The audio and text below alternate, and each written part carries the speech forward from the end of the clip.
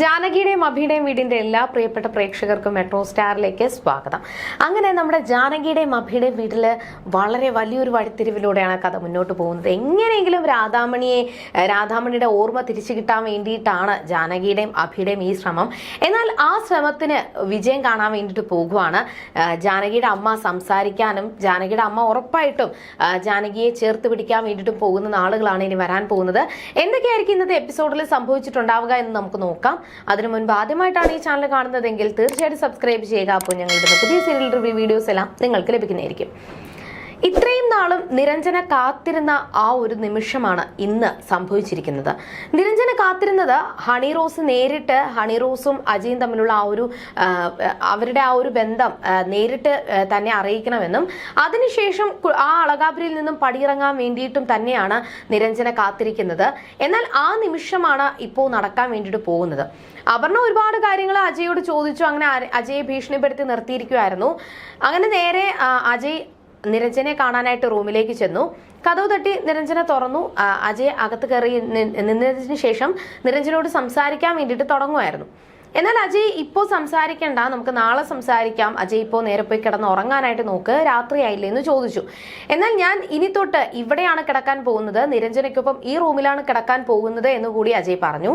എന്നാൽ അത് സാധിക്കത്തില്ല, എനിക്കത് പറ്റത്തില്ല, എനിക്ക് ഒരുപാട് റെഫറൻസ് ചെയ്യാനുണ്ട്, എനിക്ക് നാളത്തേക്ക് കേസുണ്ട്, അപ്പോൾ ഒരുപാട് കാര്യങ്ങളുണ്ട്.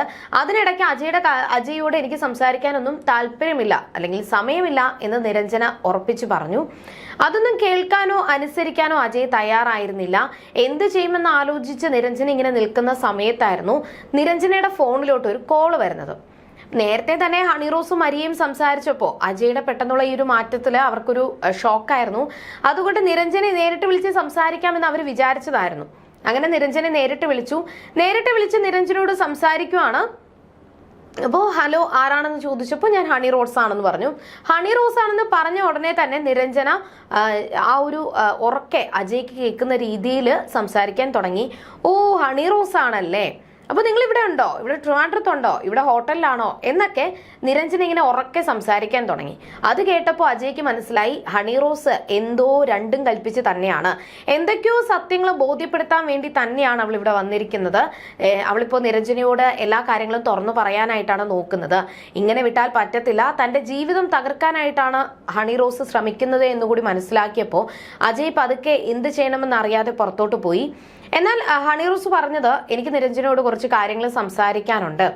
എന്നാൽ എന്ത് കാര്യമാണ് സംസാരിക്കുന്നത്, കുറച്ച് പ്രശ്നമാണോ, അല്ലെങ്കിൽ അതുപോലത്തെ കേസൊന്നും ഞാൻ വാദിക്കാറില്ല എന്ന് പറയുമ്പോൾ എനിക്ക് നിരഞ്ജനയോടാണ് സംസാരിക്കേണ്ടത്, വേറെ ആരോടുമല്ല, എനിക്ക് കുറച്ച് കാര്യങ്ങൾ സംസാരിക്കണം എന്ന് പറഞ്ഞപ്പോൾ ശരി,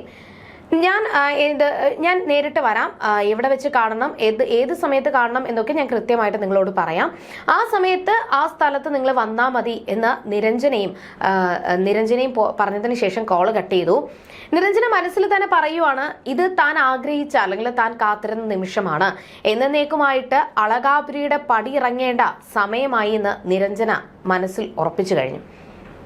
പക്ഷേ ഈ സമയം പൊന്നും പിന്നെ ജാനകിയും അഭിയും എല്ലാവരും കൂടി ചേർന്ന്, മേരിക്കുട്ടിയമ്മയും പിന്നെ രാധാമണി എല്ലാവരും കൂടി ചേർന്ന് ഹോസ്പിറ്റലിൽ രാധാമണിയെ കാണിക്കാനായിട്ട് കൊണ്ടുവന്നതാണ്.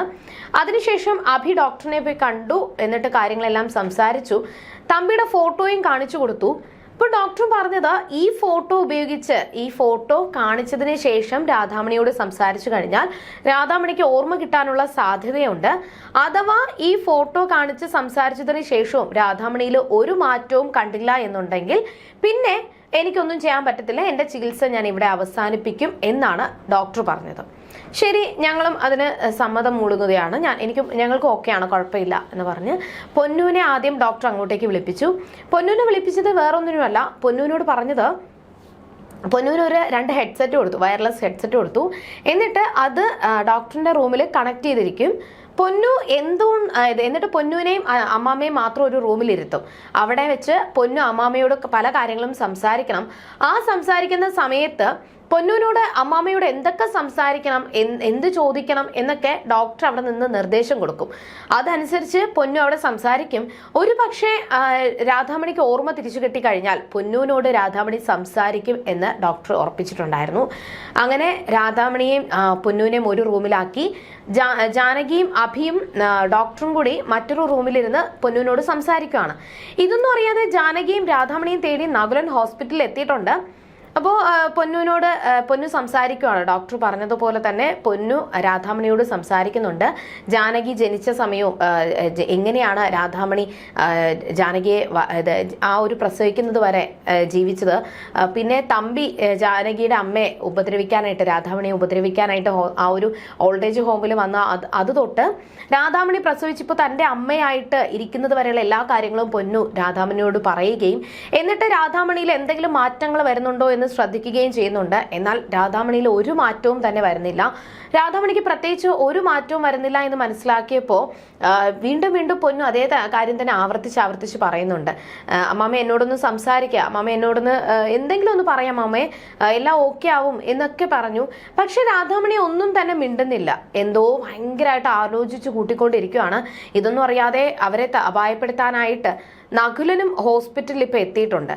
എന്നാൽ ഇനി എന്തായിരിക്കും ഇനിയുള്ള എപ്പിസോഡുകളിൽ സംഭവിക്കാൻ പോകുക? പൊന്നുവിന്റെ ഈ വാക്കുകൾ കേട്ട് തമ്പിയുടെ ഫോട്ടോയും കൂടെ കാണുമ്പോൾ രാധാമണി തിരിച്ച് റിയാക്ട് ചെയ്യുമോ? രാധാമണി തിരിച്ച് പൊന്നുവിനോടും സംസാരിക്കുമോ? നകുലന്റെ ചതികളെല്ലാം പൊളിച്ചടുക്കി ജാനകിയെയും അമ്മയും അഭിക്ക് രക്ഷിക്കാൻ സാധിക്കുമോ? ഇനി എന്തൊക്കെയായിരിക്കും സംഭവിക്കുക? നിരഞ്ജന എന്നേക്കുമായിട്ട് പടിയിറങ്ങുമോ? ഇങ്ങനെ ഒരുപാട് ചോദ്യങ്ങൾ പ്രേക്ഷകരെ പോലെ എനിക്കുണ്ട്. അപ്പൊ ഈ ചോദ്യങ്ങൾക്കുള്ള ഉത്തരമായിട്ട് വരുന്ന എപ്പിസോഡുകളിൽ നമുക്ക് കാണാം. പ്രേക്ഷകർക്ക് എന്ത് തോന്നുന്നതെന്ന് തീർച്ചയായിട്ടും കമന്റ് കൂടി ചെയ്യണം. അതുവരേക്കും ബൈ.